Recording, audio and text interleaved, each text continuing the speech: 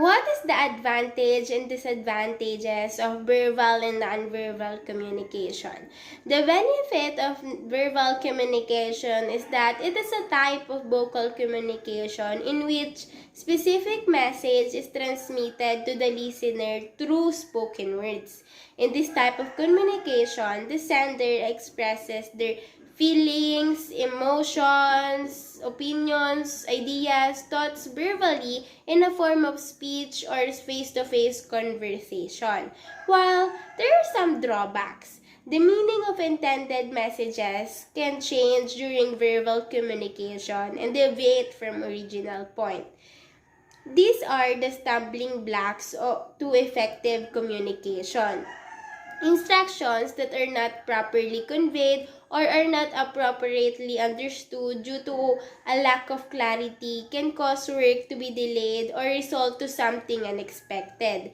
The success of verbal communication primarily determined by the speaker's voice or by the feedback or response of the receiver by the message towards the message of the sender. Other considerations include speech precision, speed, volume, and the word used in the specific conversation, which more significantly important in comparison to another mode of communication. Nonverbal communication. Nonverbal communication has the advantage of being an alternative to spoken communication, especially when it is hampered by disturbance, long-distance communication, and so on. For example, gestures, such as putting one finger to one's mouth to indicate the need for silence, as well as facial expression, a nod instead of a yes. And this communication dependent on factors such as facial expression, body movement, eye contact, symbol, gestures, proximity, touch, and so on, which will reiterate the people in understanding what the speaker is saying.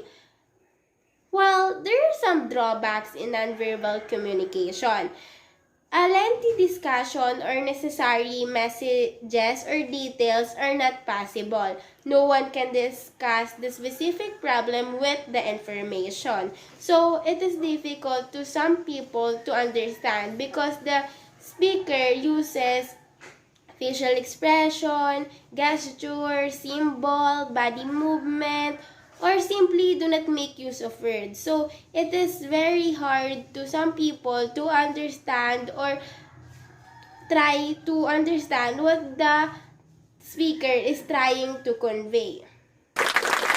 One, nature of communication, and briefly explain it. Provide an example of your chosen nature of communication.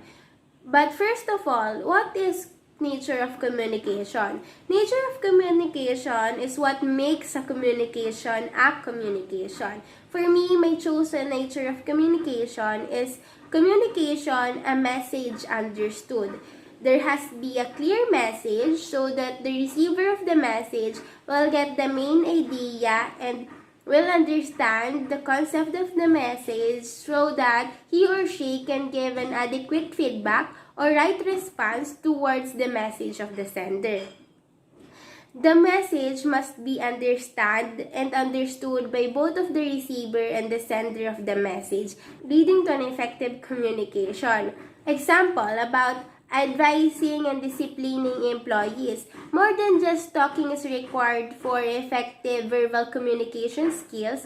Verbal communication includes both how messages are delivered and how they are received. Communication is a soft skill that is very essential for every employer. Employer places a high value on employee who can communicate information clearly and effectively. Employees who can interpret messages and can act appropriately on information received have the better chance of succeeding on a job.